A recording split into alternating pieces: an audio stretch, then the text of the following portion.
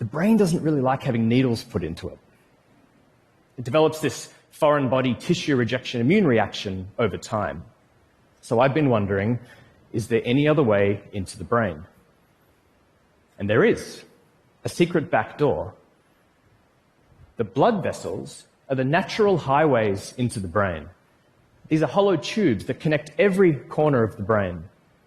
The largest vein at the top there is right next to the motor cortex, the exact part of the brain that we want to connect to restore control to the outside world.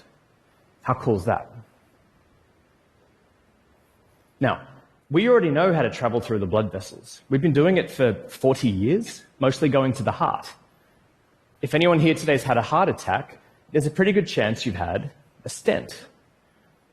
A stent is a metal scaffold delivered through a catheter, which opens up like a flower into the blood vessel.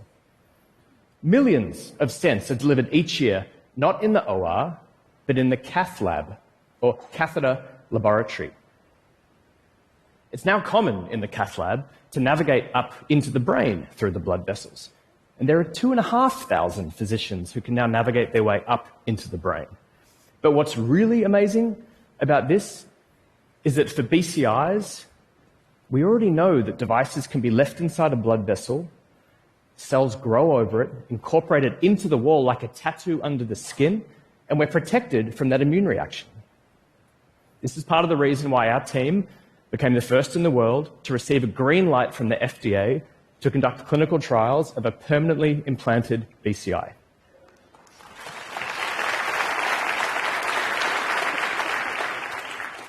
So what we had to do was figure out a way to put a sensor connected to the cross links of the stent that could record that brain activity. To do that, we had to do a complete overhaul of stent manufacturing. This is the end result. I think it's very beautiful. Then, connect it to a cable which brings the information out of the brain and do it all in a way that it can be delivered in the cath lab. This way, we can make BCI accessible not to the thousands of people, but to the millions of people who need this technology. So, it wasn't easy. It took us 10 years, but I'm very excited to show you guys. We called this the Stentrode.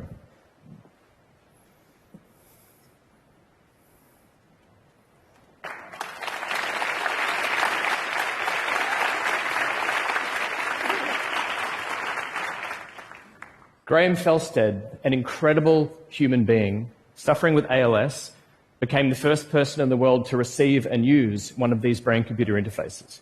And he has very generously offered you, the world, the chance to see what it looks like inside his brain. Would you like to see?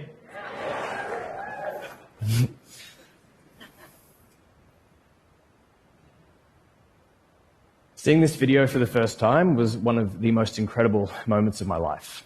I was standing in the cath lab. Dr. Peter Mitchell had just completed the surgery, and you can see the device, the outline of the device sitting inside the blood vessel there. So this popped up on the screen, and it just felt like we were witnessing something new in the world. I had tingles down my spine. I've got them now thinking about it again.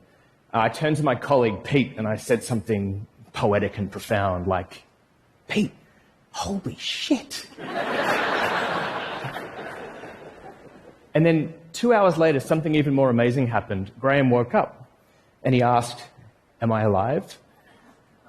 And our nurse, Christine, broke out in tears of relief. It was a phenomenal moment. Once it's in place, it's connected to this tiny antenna that sits under the skin in the chest.